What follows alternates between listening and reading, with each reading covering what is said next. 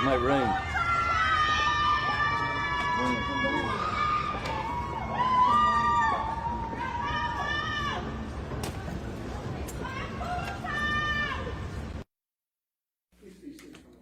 All right, good morning.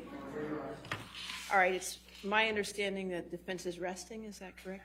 All right, I'm not going to bring the jury out just to take them back in. So when after we finish our motions and they come out, I'll let you say that, yeah, okay, let's just do it that way. All right, so based on them resting, you have a motion? Yes, ma'am. And I did receive your memo ahead of time, so I have reviewed that. Okay, I have that, okay. Yes, sir? I haven't received anything from them. I don't know whether they filed it. I think it's just going to be oral arguments.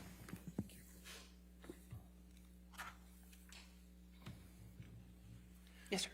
Good morning, Your Honor. May it please the court, Ben Chu for plaintiff Johnny Depp. Mr. Depp hereby moves to strike defendant Amber Heard's counterclaims because Ms. Heard has not proven by clear and convincing evidence that Mr. Waldman made the 3 allegedly defamatory statements with actual malice. Right, but clear and convincing is not my motion to strike standard. Understood, Your Honor. Okay. And we have cited the standard in our brief. Thank you. Moreover, Your Honor, the court should also strike defendant's claim for immunity and attorney's fees based on Virginia's anti-SLAPP statute, as she is not entitled to immunity under the statute. Because we know that the court has carefully reviewed our motion papers, I will just hit some of the salient points. Thank you, sir. Thank you, Your Honor. I would mention, however, Your Honor, that because this is not included in our brief, that there is no record evidence whatsoever that Mr. Depp even saw any of the 3 statements that Mr. Waldman made prior to being served with the counterclaims in this action, which we believe is relevant to many of the legal standards. And as Your Honor is aware, Ms. Heard had signaled for the past week that she was planning to call Mr. Depp in her case in chief, and it was our anticipation that she would try to fill what we believe is a gaping hole with respect to the elements of her proof. Again, there's no record evidence whatsoever that Mr. Depp ever saw any of the 3 statements about which Ms. Heard is purportedly suing him for $100 million. As Your Honor is aware, the elements of defamation are as follows. 1, publication of 2, an actionable statement with 3, the requisite intent. See Thorpe versus Sanders, 285 Virginia 476 at 2013. The requisite intent for defamation against a public figure is actual malice. That is, the statement must be made with knowledge that it was false or with reckless disregard of whether it was false or not. See Sanders v. Harris, 213 Virginia 369 at 372, a 1972 case. See also Jackson v. Hartig, 274 Virginia at 2019. Reckless disregard, as Your Honor is aware, quote, is not measured by whether a reasonably prudent person would have published or would have investigated before publishing, ellipsis. There must be sufficient evidence to permit the conclusion that the defendant, in fact, entertained serious doubts as to the truth of his publication, unquote. St. Amant versus Thompson, 390 U.S. Supreme Court, 727 at 731. Your Honor, the evidence shows that Ms. Heard cannot prevail on her claim because she cannot and did not establish that Mr. Waldman made the statements with actual malice. Mr. Waldman testified that he conducted extensive investigation and reasonably believed that the 3 statements he made were true. Ms. Heard presented nothing to contradict that undisputed fact. Ms. Heard has no evidence of direct liability because obviously, Your Honor, we need to talk about direct and vicarious liability, but it bears noting that she has no evidence of direct liability and cannot prove actual malice by Mr. Waldman when making the 3 statements at issue. It is undisputed that Mr. Depp did not make any of the three statements at issue in Ms. Heard's counterclaim. Moreover, in order for Mr. Depp to be liable for the conduct of one of his attorneys, there must be some showing that he directed, participated, or otherwise authorized Mr. Waldman to make the statements at issue. There is no such evidence on the record that Mr. Depp directed or otherwise authorized Mr. Waldman to make the three allegedly defamatory statements at issue in the counterclaims. Indeed, there is no evidence of any communication or coordination between Mr. Depp and Mr. Waldman regarding the counterclaim statements or anything else. For this reason as well, Your Honor, Ms. Heard cannot meet her burden of proving that Mr. Waldman was acting within the scope of his employment as our agency on behalf of Mr. Depp. Again, it bears noting that there's no evidence that Mr. Depp even saw the statements by Mr. Waldman until he was served with the counterclaims well into this case. It was more than a year after Mr. Depp filed his complaint and Ms. Heard lost a series of motions to dismiss that she finally asserted her counterclaims, most of which have already been dismissed by opinion letter of this court. Whereas here there is no evidence of direct liability, Ms. Heard must rely on a theory of vicarious liability to hold Mr. Depp liable for the actions, or statements rather, of his purported agent, Mr. Waldman. Vicarious liability is by definition, quote, liability for the tort of another person, unquote. So to hold Mr. Depp liable for Mr. Waldman's statements, Ms. Heard must establish that Mr. Waldman himself committed all the elements of defamation. I know the court's familiar with this, so I'll try to run through it quickly. C. Parker versus Carillon Clinic, 296 Virginia 319 at 332, a 2018 case. Quote, vicarious liability is liability for the tort of another person. It necessarily follows that a claimant cannot make out a case for vicarious liability against an employer without first proving that the employee committed a tort within the scope of his employment. See also Roughton Pontiac Corp. Versus Alston, 236 Virginia 152 at page 156. Which standard Ms. Heard has not met? And Your Honor, we cite a string citation to cases from other jurisdictions, which we obviously are not binding on the court, but we believe are influential. We presented those to the court for its review. It is Ms. Heard's burden to prove by clear and convincing evidence, or ultimately, to prove actual malice by Mr. Waldman, not Mr. Depp. And while it is well settled law in Virginia, as Your Honor has pointed out last week, that an agent's knowledge can be imputed to a principal, and this is the Allen Realty Corp. Versus Holbert case, 227 Virginia 441 at 446. Ms. Heard's counsel cannot cite any case law stating that a principal's knowledge is imputed to an agent. In other words, Mr. Waldman must have made the statements knowing that they were false or with reckless disregard as to whether they were false. And Mr. Depp's knowledge cannot be imputed to him. There is no evidence in the record that Mr. Waldman knew the counterclaim statements were false. Indeed, Mr. Waldman did not even know Mr. Depp or Ms. Heard at the time of any of the alleged incidents at issue, and thus had no personal knowledge of what transpired. And this is reflected in the trial transcript that Mr. Waldman met Mr. Depp first in October of 2016, long after the fact. Nor is there any evidence in the record that Mr. Waldman subjectively entertained any serious doubts about the falsity of the counterclaim statements. Quite the opposite. The evidence shows, and it's unrebutted, that Mr. Waldman had very reasonable grounds to believe, and he did believe, and will to his dying day, that Ms. Heard's claim of abuse were patently false.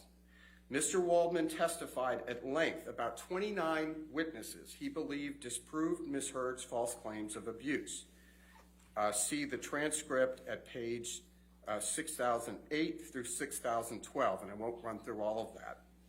But his testimony that 2 trained police officers, Officer Science and Haddon, were called to the penthouse on May 21, 2016, and saw no signs of injury on Ms. Heard's face, as well as, quote, Ms. Heard's own witnesses who have testified in various forums at various times that there were no injuries to her face whatsoever between May 21st and May 27th, 2016, when she walked in to court with her publicist, her lawyer, her former best friend who no longer speaks with her, for a no-notice ex parte TRO.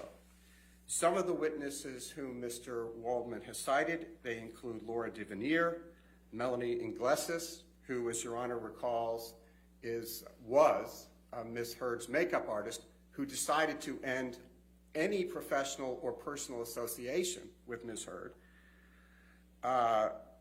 Samantha McMillan, Hilda Vargas, Isaac Baruch, Trinity Esparza, Cornelius Harrell, Alejandro Romero, and Brandon Patterson, just to name a few. No reasonable jury could find that Mr. Waldman acted with actual malice in making the allegedly defamatory statements. He was not present for the alleged incidents. He has no personal knowledge of any of the alleged incidents. What Mr. Waldman knows is a product of the legal work he did, the sleuthing he did on behalf of Mr. Depp. Ms. Heard cannot possibly show that Mr. Waldman acted with actual malice, and her defamation claim must fail. 2, Mr. Waldman is an independent contractor, not an employee. It is axiomatic, Your Honor, that a person who hires an independent contractor is not liable for the independent contractor's actions. See Sanchez versus Medicorp Health System, 270 Virginia, 299 at 344.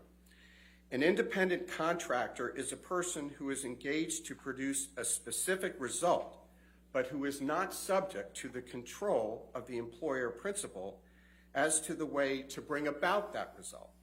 See Atkinson versus Sachno, 261 Virginia, 378 at 284. That's a 2001 case.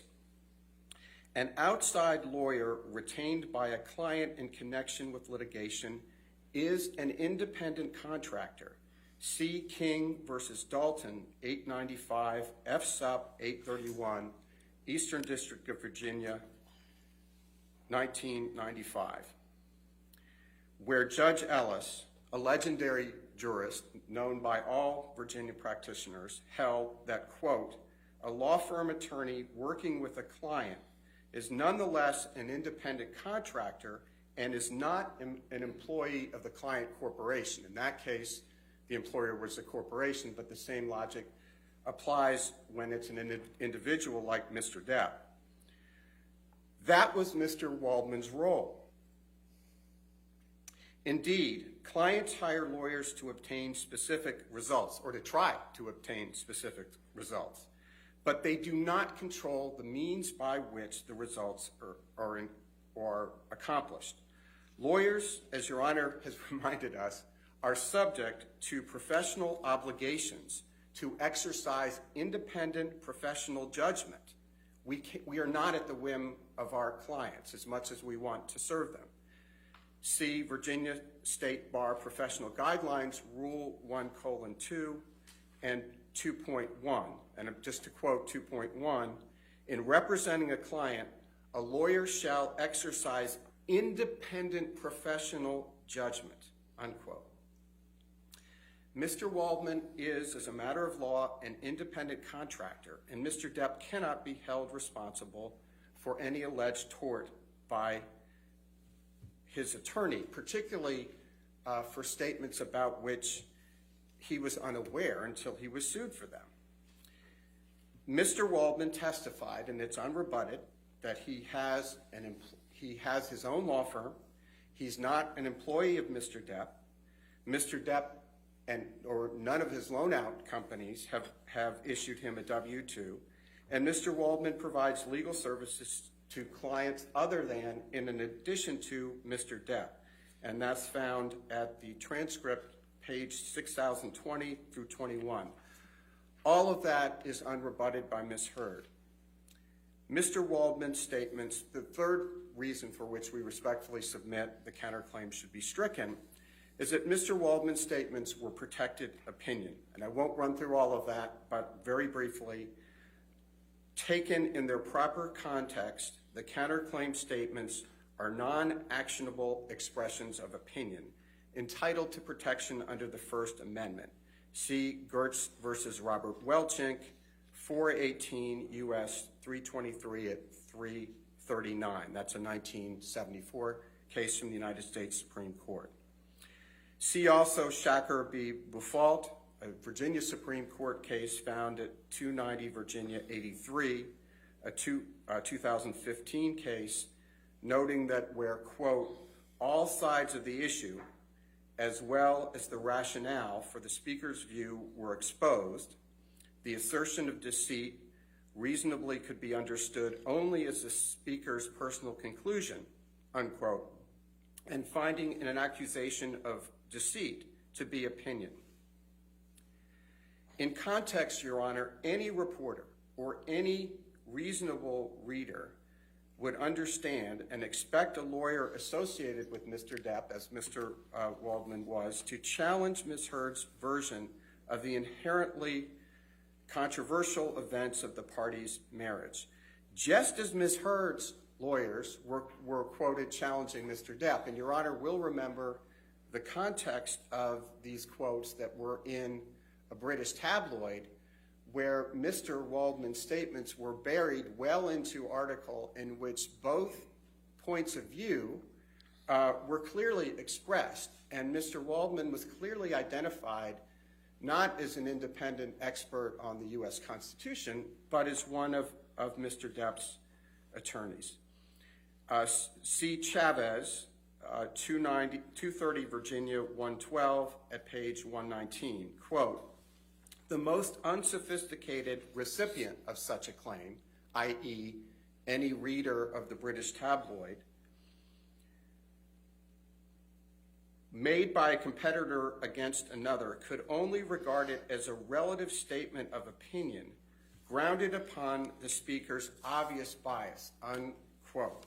Mr. Waldman has never did anything to hide his support and belief in Mr. Depp. Finally, Your Honor, and for the rest, ultimately, Mr. Waldman's statements reflect the existence of two competing narratives and are merely his subjective view about events that he never claims to have witnessed, and there was no doubt about that. Turning to the second part of the argument, which will be more abridged, Ms. Heard is not entitled to anti-SLAPP immunity. As a threshold matter, Virginia Code Section 8.01-223.2, which is, as Your Honor well knows, is the Virginia anti-SLAPP statute amended most recently in 2019, provides in relevant part, quote, the immunity provided by this section shall not apply to any statements made with actual or constructive knowledge that they are false or with reckless disregard for whether they are false. Here, in addition to Mr. Depp's testimony, several witnesses have testified that A, they never witnessed Mr. Depp abuse Ms. Heard, and B, that they observed Ms. Heard without any injuries, marks, bruising, swelling, etc., during periods when Ms. Heard claimed to have injuries, marks, bruises, etc. Such witnesses include, but are not limited to, Isaac Baruch, Kate James, Dr. David Kipper, Nurse Debbie Lloyd, Officer Sines and Haddon, Officer William Gatlin, and former U.S. Marine Starling Jenkins. Ms. Heard's request for anti-SLAPP immunity should be stricken, and even if there were disputed facts as to that,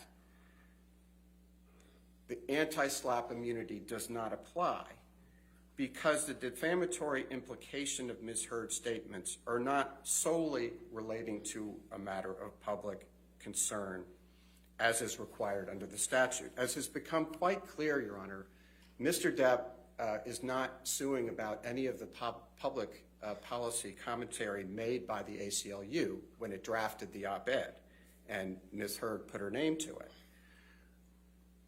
What he is suing about here are the 3 statements that were directed at him. He has no issue with women's rights. He supports women's rights. In fact, he was the one, Your Honor, as Your Honor knows, who made that first $100,000 contribution to the ACLU, and he made it also to the CHLA. Your Honor, at this point, I'm going to object. Mr. Chu has largely just read his brief and confined his arguments to those directed in the motion, but like we saw with the last motion to strike, he's now directing his arguments to something other than what's at issue here, and I would object because I think making an argument not to you but to the cameras, it's disrespectful to the court and to everyone's time, and it also threatens to undermine the integrity of this process and risk the jury being influenced by outside factors. Well, it's his argument. I'll allow him to do his Thank you. Thank you. Thank you, Your Honor. As I was trying to say, what Mr. Depp is suing about are the 3 statements, and it's very clear, despite the pious opening statement that about the First Amendment, that with the testimony of Terrence Doherty and the emails that were admitted as exhibits, that the ACLU and Ms. Hurd were conspiring to make it very clear that those 3 statements were related to Mr. Depp, because otherwise nobody had any interest in the article, and it's crystal clear from that. They wanted to time this thing with the release of Aquaman, which was her first film of any significance in terms of popularity, and to do that. That's very clear. So the charade that this had something to do with public policy is risible, and that is not why the anti-SLAPP protections were enacted. They were enacted to protect the rest of the article, not what Mr. Depp is suing about. As generally analyzed by the courts, a matter of public concern is one which relates to, quote, a matter of political, social, or other concern to the community, unquote, as opposed to a matter of only, quote, personal interest, unquote. That's Connick versus Myers, 461 U.S. 138 at page 146. Instead, the defamatory implication at issue in each of the 3 statements at bar relate to the personal grievances between Mr. Depp and Ms. Hurd, which does not rise to the level of a matter of public concern with broader implications for society beyond the 2 litigants in this action any more than Mr. Waldman's statements. I mean, adding the gloss of public policy might immunize the statements that relate to public policy, but those are not at issue here. Mr. Depp agrees with those statements. We're talking about the 3 statements that they very intentionally and very cleverly put in to make it clear the implication that it was about Mr. Depp. They had lawyers from the ACLU working around the clock with Eric George to be as clever about this as possible. And Your Honor remembers the testimony of Mr. Doherty about the consternation at the ACLU when they realized that USA Today and everybody else who read the article knew darn well that this was about Mr. Depp. This cannot be protected by the anti-SLAPP statute. It is a cynical runaround. And I think now that we have the undisputed evidence from the ACLU in the form of the testimony of Terrence Doherty, who is not only their corporate representative, he was their general counsel. He is a brainiac lawyer. They knew exactly what they were doing, Your Honor. And he referred to testimony of a woman at the ACLU who said she had nightmares about Ms. Hurd, and he expressed no concern about that. Now, that was either because they knew about that was either a reference to this game they were playing with the op-ed or the conspiracy they had to cover up her failure to make the donations. The donations became pledges, but we have evidence that she refused to sign the pledge card. So she's caught either way. Simply stated, Your Honor, Mr. Depp is not suing Ms. Heard for making statements about society in general. I think that's very clear from the record evidence. Mr. Depp is suing her for publicly naming him as an abuser by implication and forever tarnishing his good name, an act that, coming from an ex-spouse, is fundamentally personal in nature. For that reason as well, Your Honor, Virginia's anti-SLAPP statute is not applicable. And based on the foregoing, Your Honor, Mr. Depp respectfully submits that the court should grant plaintiff's motion to strike the counterclaims and also strike her claim that she is immune under the anti-SLAPP statute. Thank you very much, Your Honor. Thank you, sir. Yes, sir.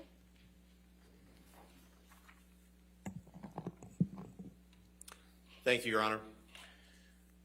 As Your Honor knows, the trial court is required to accept as true all the evidence favorable to Amber at this point, as well as any reasonable inference a jury might draw therefrom which would sustain the counterclaim.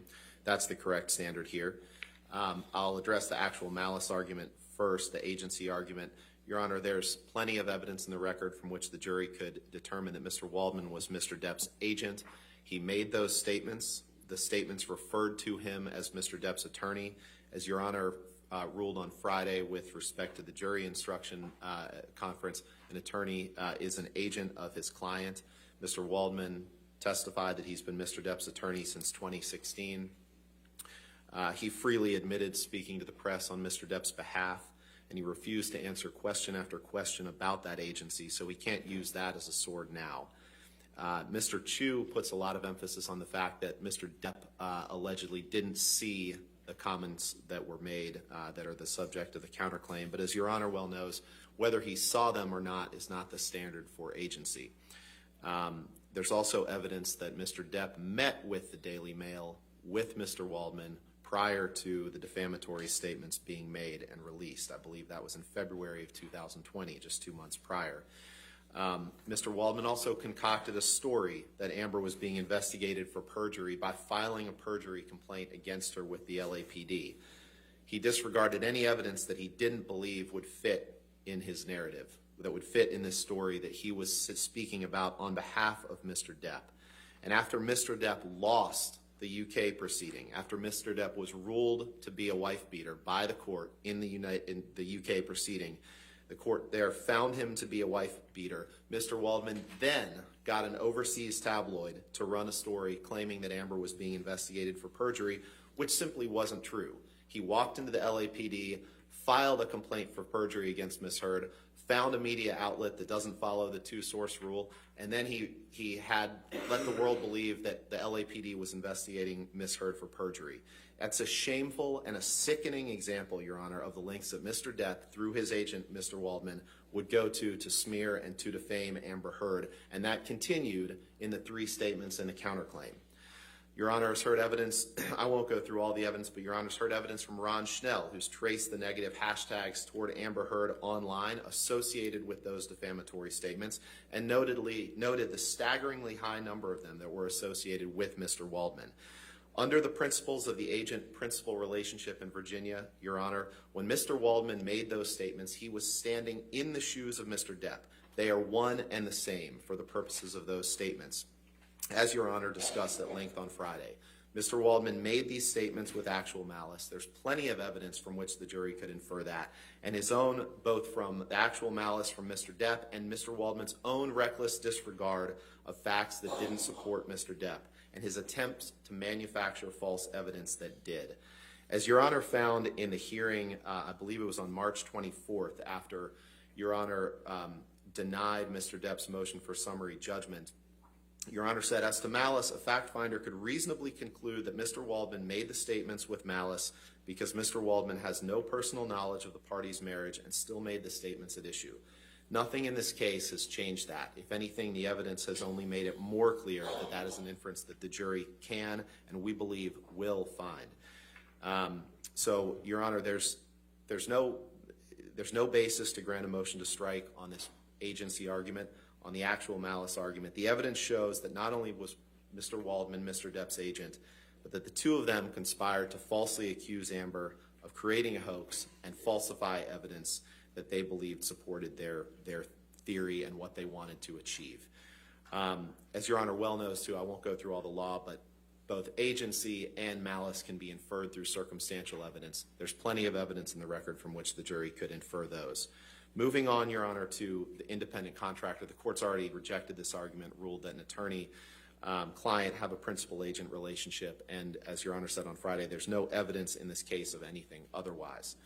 As to the argument that the counterclaim statements are statements of opinion, the court has already found twice that they are not statements of opinion, both on January 4th, 2021, in its opinion letter denying Mr. Depp's demur as to the counterclaim statements, and at the motion for summary judgment hearing in March of this year. As to the anti-SLAPP argument, the court again has already ruled at the March 24th, 2021 opinion that the statements are as a matter of law regarding matters of public opinion. The court has already ruled that. Therefore, the only remaining issue for anti-SLAPP is whether the intent element of immunity is met. As we discussed on Friday, the intent element of immunity is substantially the same as the actual malice standard, which the evidence in this case easily allows the jury to find in favor of Ms. Heard on that. I won't go through the litany of evidence that supports that Mr. Depp is an abuser here, but I'll touch on a few things that relate to Mr. Chu's argument. One, Mr. Chu was totally misrepresenting Mr. Doherty's testimony. There's not a single piece of evidence, Your Honor, in this case suggesting that Ms. Heard and the ACLU were somehow conspiring to achieve a defamatory implication to Mr. Depp. That's simply not what Mr. Doherty said. Mr. Chu, feel free to argue that to the jury, but that's not what his testimony reflects. Your Honor, there's also plenty of evidence that's been adduced both in Mr. Depp's claim and in Ms. Heard's counterclaim that show that absolutely that the counterclaim statements are 100% false. There was no hoax perpetrated. Mr. Depp is an abuser who abused Ms. Heard. She did not conspire with her friends to create a hoax. She did not create a hoax herself. And just very briefly, some of the evidence that's come up since the last motion to strike, Your Honor, that Mr. Chu conveniently disregards in this brief are the testimony of Rocky Pennington, the testimony of Josh Drew, the testimony of Elizabeth Mars, all of whom completely corroborate Ms. Heard's account of the events of May 21st, 2016. The testimony of Melanie Iglesias, who testified that she covered Ms. Heard's bruises with makeup right after the December 15th incident, that provided ample testimony to support that Ms. Heard often would cover her bruises that were caused by the plaintiff in this case, by Mr. Depp, with makeup. He ignores the evidence of Christy Sexton. He ignores the evidence of Io Tillett Wright. He ignores the evidence of Whitney Enriquez. All of these witnesses and others have testified extensively about Mr. Depp's abusive behavior toward Ms. Heard. Physical abuse, emotional abuse, psychological abuse, verbal abuse, Your Honor. Mr. Depp's own writings, recordings, pictures, and videos confirm that. The list goes on. There's abundant evidence in the record, Your Honor, from which the jury could, and again, we believe will find that Ms. Heard is not liable for defamation to Mr. Depp, and therefore, by definition, she has not acted with actual malice, and based on the court's rulings on March 24th, 2021, she would be entitled to anti-SLAPP immunity, which would permit her to ask the court to award attorney's fees against Mr. Depp. So with that, Your Honor, I'm happy to answer any questions the court has. That's but fine. that Thank you, covers sir. it. Thank you. All right. Yes, sir. Your Honor, I will be brief in deference to the court's time and the jury's time. What Mr. Rottenborn said about Mr. Waldman's allegedly going to the LAPD about perjury is a complete non sequitur. If they thought that that were somehow improper conduct, they could have included it in their counterclaims. They included everything else but the kitchen sink, and most of it was thrown out. There was nothing in there about Mr. Waldman going to the LAPD. So that is a very clear non sequitur, red herring distraction. Number two, when Your Honor ruled on summary judgment on the issue of the counterclaims, Your Honor was dealing with a different standard and a different evidentiary record. At that time, Mr. Waldman had not testified, which is material. Mr. Waldman has now testified for purposes of trial. We have his trial testimony. It's very clear that he did not act with actual malice. They didn't even argue that. So that's pretty clear.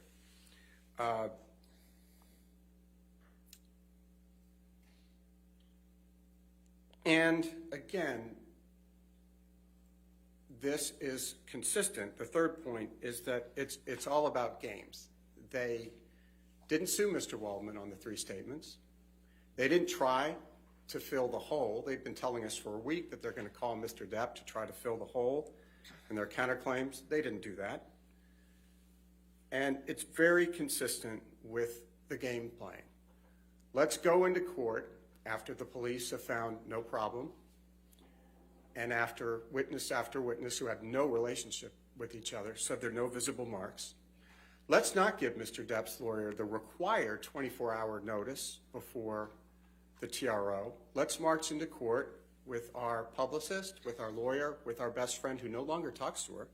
Let's get a TRO. And when the Me Too folks say, why are you taking $7 million from an abuser? They said, I didn't take money from the abuser. I gave it all to charity. Well, they didn't.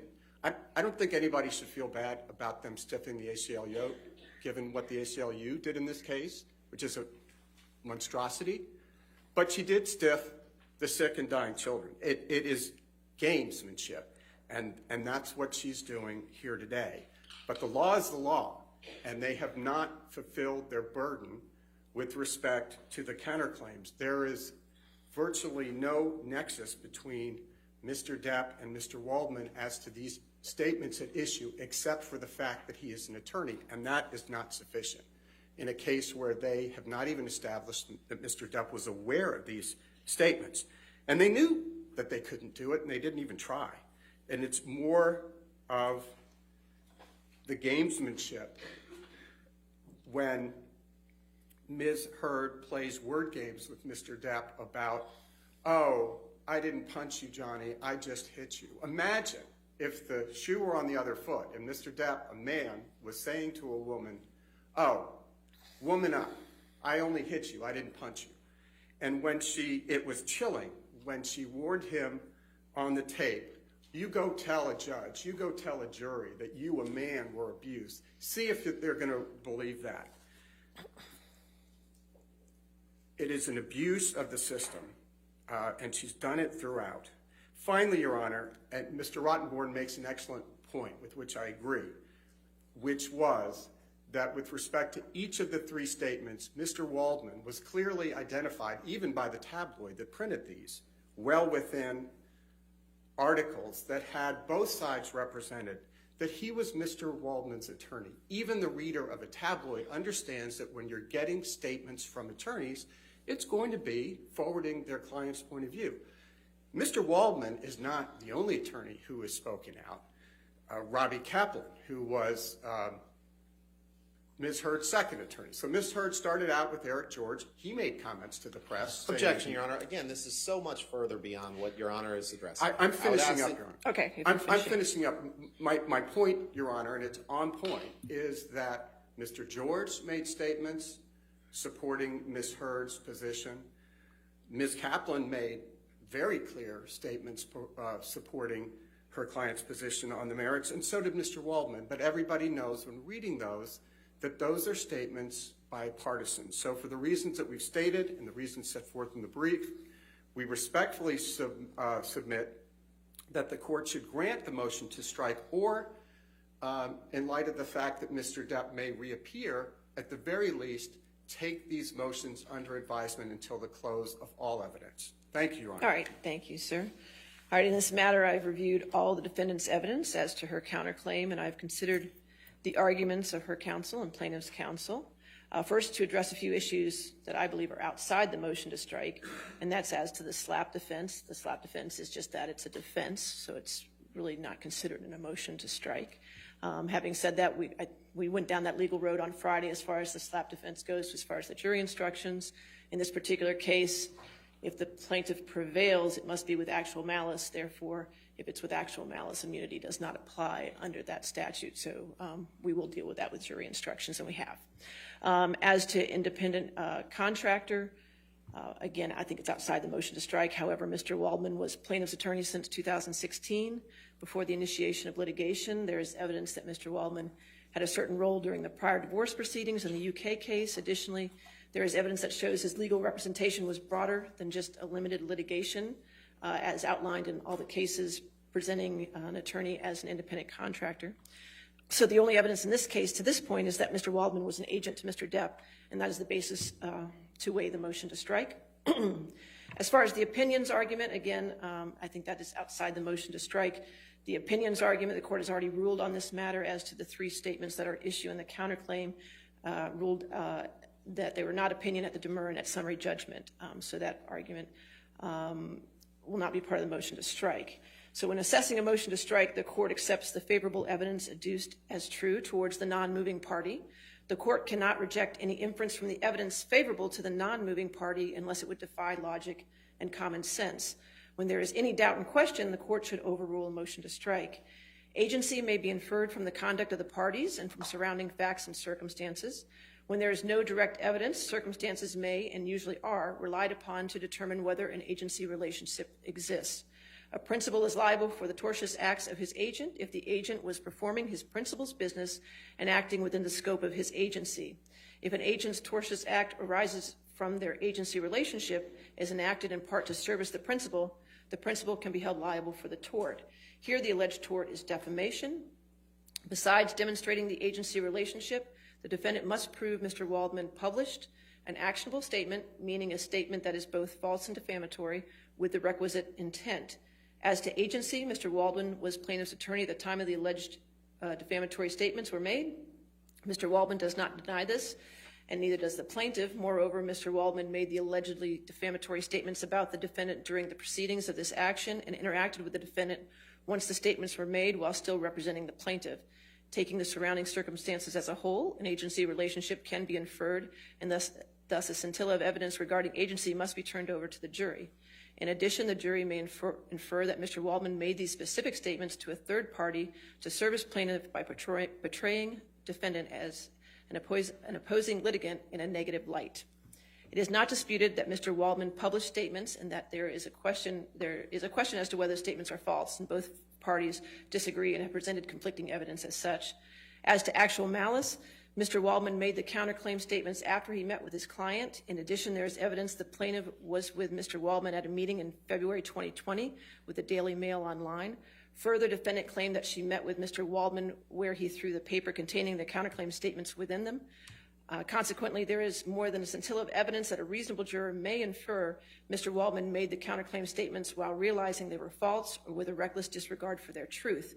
It is not my role to measure the veracity or weight of the evidence. The Fourth Circuit and the Virginia Supreme Court have made it crystal clear that actual malice is a question for the fact finder. So therefore, the plaintiff's motion to strike is denied. Okay? Thank you. Is there any other preliminary matters before the jury? Yes, Your Honor. Okay.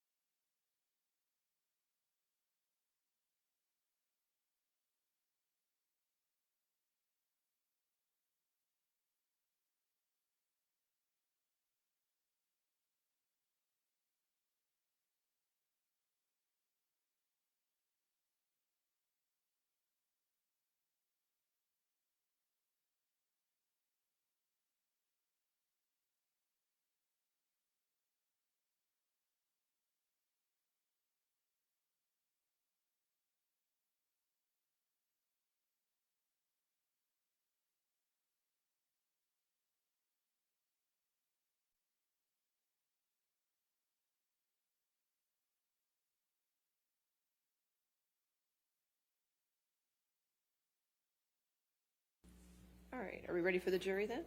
Yes. Okay.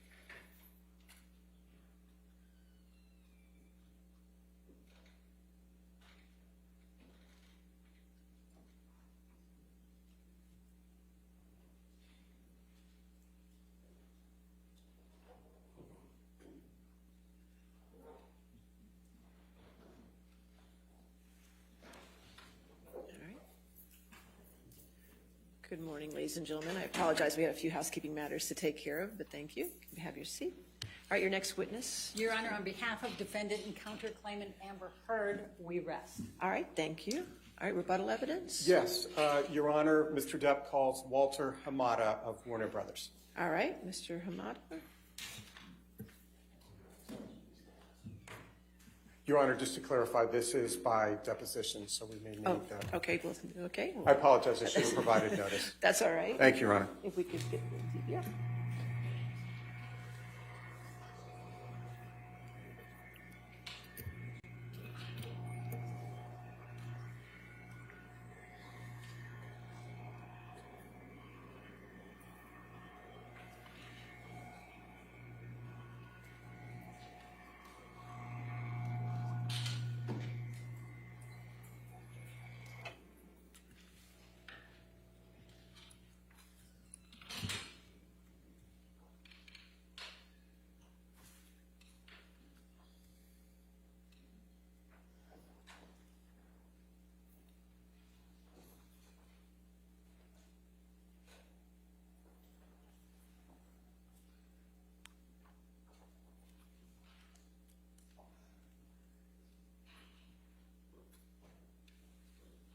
Hamada, what do you work for Warner Brothers Entertainment, Inc.? Yes, I do. In what capacity? My title is President of DC-based film productions for Warner Brothers. What, if anything, you did to prepare to testify for Warner Brothers as to topics 2 through 18? I did not do anything to prepare for this, other than the meeting that I had with the attorneys. Did Warner Brothers have a contract with Amber Heard to perform in Aquaman 2? Yes, there was we had an option agreement for her for Aquaman 2. Do you know what it is? It looks like a standard contract between an actor and the studio. And which actor was involved in this? Which actor was a party to this contract? Amber Heard. It's a contract for Amber Heard for the role of Mara in Aquaman and its sequels. Which studio contracted with Amber Heard? Warner Brothers. When did you come to be the president of DC? At the beginning of 2018. Mr. Hamada, was Ms. Heard ever released by Warner Brothers from the Aquaman 2 contract, or what you call the option agreement? No. Was she released from her Aquaman 2 contract on or about February 22, 2021? No.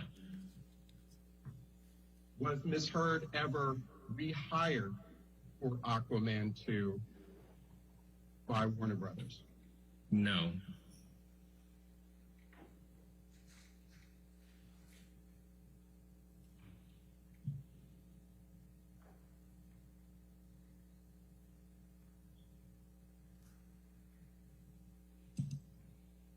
Did Ms. Heard receive a pay increase for Aquaman 2?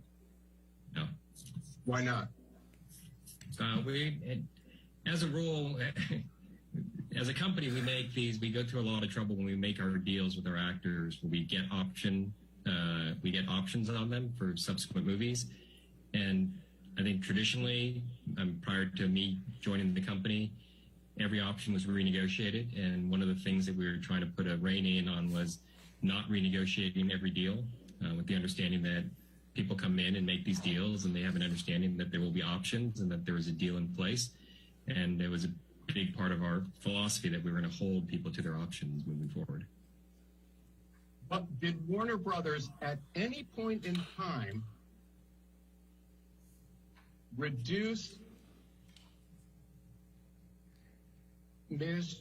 Heard's role in Aquaman 2? The role in the film the size of the role in the film that she has was determined in the early development of the script, which would have happened in 2018, I would say. Well, So and from there, beyond normal development, the role the character's involvement in the story was sort of what it was from the beginning. was her role ever reduced for any reason? No, I mean, again, from the early stages of the development of the script, the movie was built around the character of Arthur and the character of Orm, Arthur being Jason Momoa and Orm being Patrick Wilson. So they were always the two co-leads of the movie. Did Warner Brothers ever plan to portray Ms. Heard as the co-lead in Aquaman 2? No, the movie was always pitched as a buddy comedy between Jason Momoa and Patrick Wilson. Was Ms. Heard cast in Aquaman? Yes, she was. Was Ms. Heard cast in Aquaman 2? Yes, she was. Was Ms. Heard paid for her services in Aquaman 1? Yes. Was Ms. Heard paid for her services in Aquaman 2? Yes. Was her compensation for Aquaman 2 affected in any way by anything said by Johnny Depp? No. Was her compensation for Aquaman 2 affected by anything said by Adam Waldman? No. Was her compensation for Aquaman 2 affected by anything said by anybody representing Johnny Depp? No.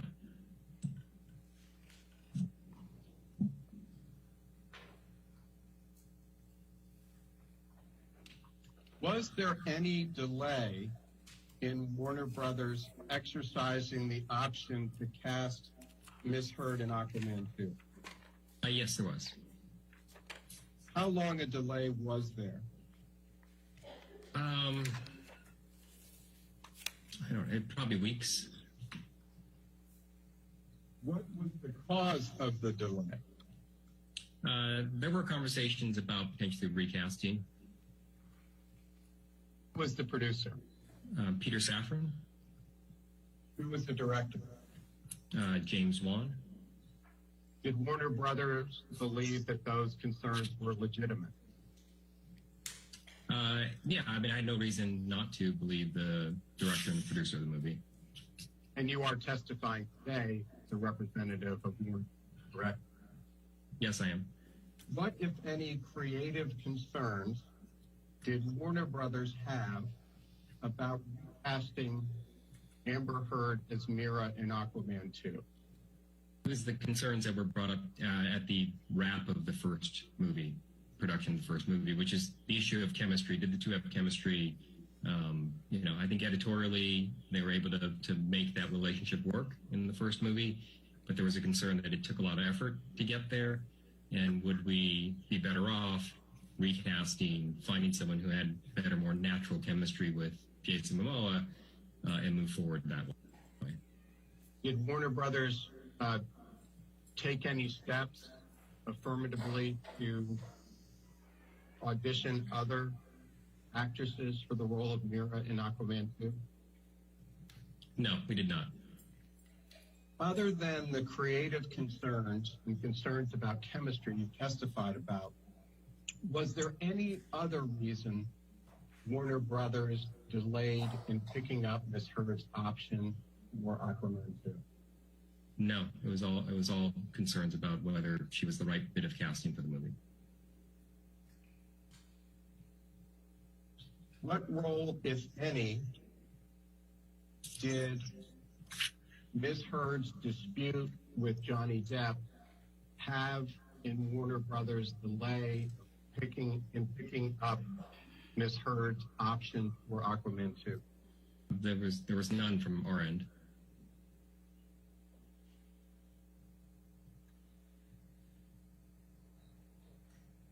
At any point in time, was Warner Brothers considering paying Ms. Heard more money for Aquaman 2 than is set forth in the option contract you previously identified? No, as I said, we were determined to hold our actors to their option agreements. Would Warner Brothers have paid Ms. Heard more money on Aquaman 2 if it had picked up her option earlier? No. At any time from the beginning of history through today, did Warner Brothers ever release Ms. Heard from the Aquaman 2 contract? No. At any point in time from the beginning of history to today, did Warner Brothers rehire Ms. Heard for Aquaman 2? No, because we just picked up her option.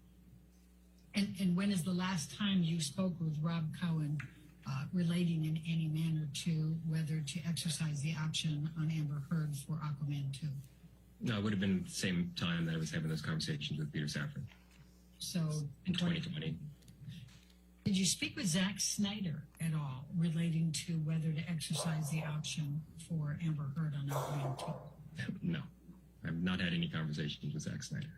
Did you speak at all with Jason Momoa in preparation for your deposition today? No. Have you ever spoken with Jason Momoa about any issues relating to chemistry between he and Amber Heard? Yes. When did you speak with Jason Momoa about chemistry issues between he and Amber Heard? It would have been in that same time period where we were prior to green light of the movie. Now, you were asked some questions about scripts.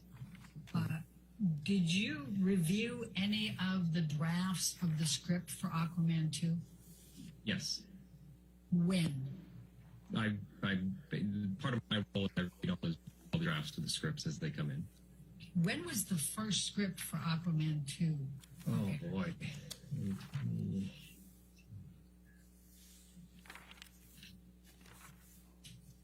I cannot tell you. Probably in 2018, the latter part of 2018 would be my guess.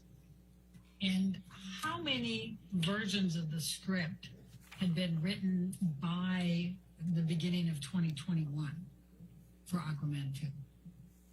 Oh, there were probably half dozen drafts of the script. Brought up. All right, what, if anything, did Rob Cohen say to you about chemistry? What specifically about the chemistry between Amber Heard and Jason Momoa? Just the fact that they didn't really have a lot of chemistry together. The reality is it's not uncommon on movies for two leads to not have chemistry, and that it's sort of movie magic and editorial, the ability to sort of put performances together, and with the magic of, a great score and how you put the pieces together, you can fabricate sort of that chemistry.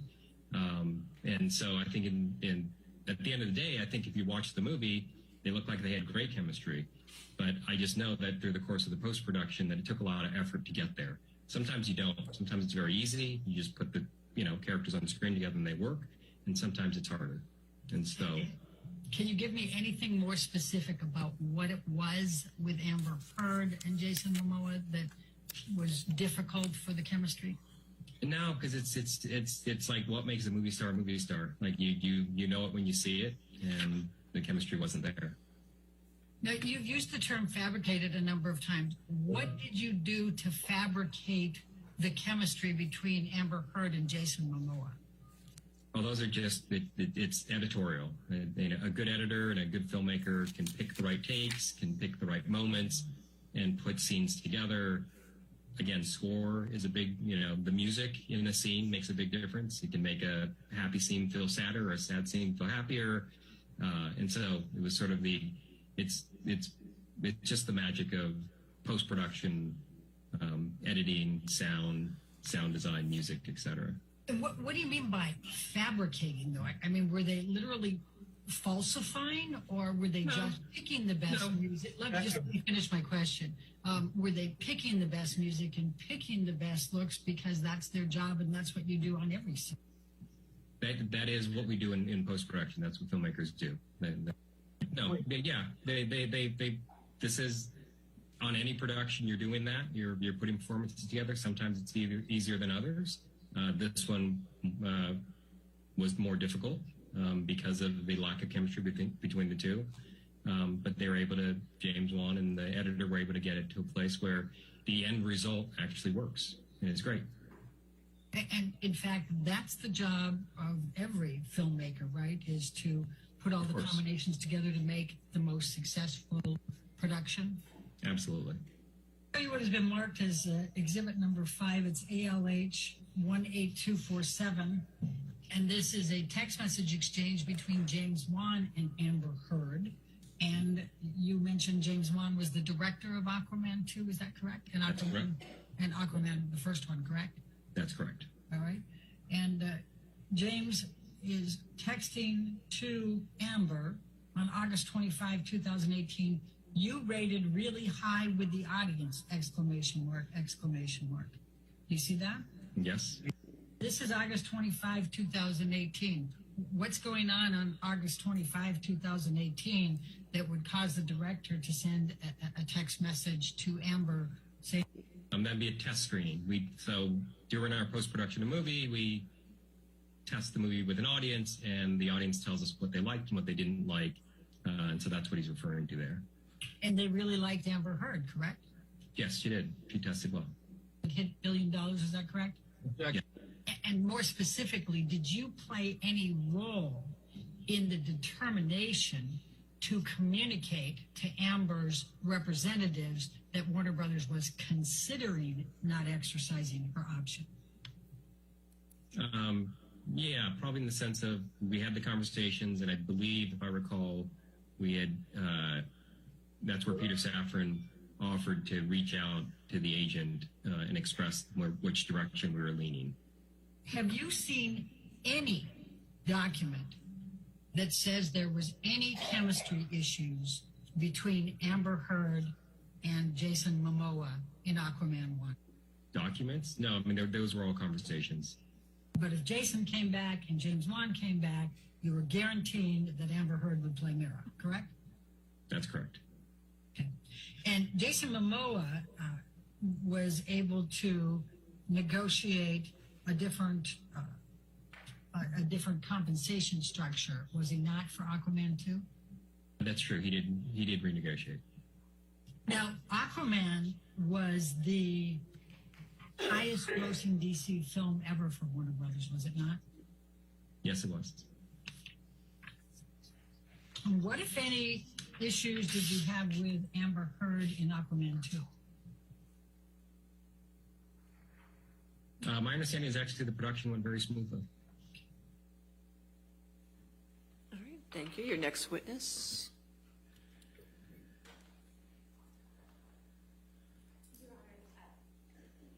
Your Honor, we call Dr. Colburn next, but I know we have a preliminary matter that we need to deal with briefly, if we may approach. Sure.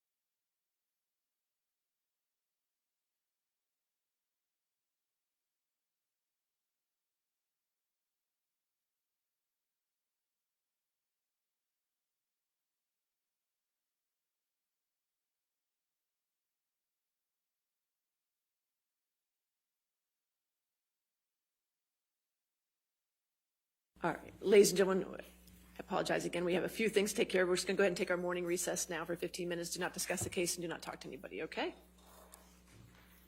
Do not do any outside research. Sorry, that was the same thing.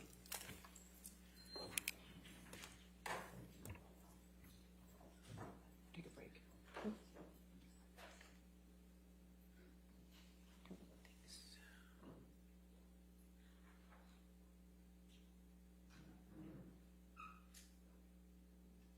All right, and if the doctor testifies, then is that WebEx? Okay, so I'll get that set up too while we take the break as well. All right, we'll go ahead and take a break. Let's make it 10:50 to give them time to look at everything, okay? Thank you.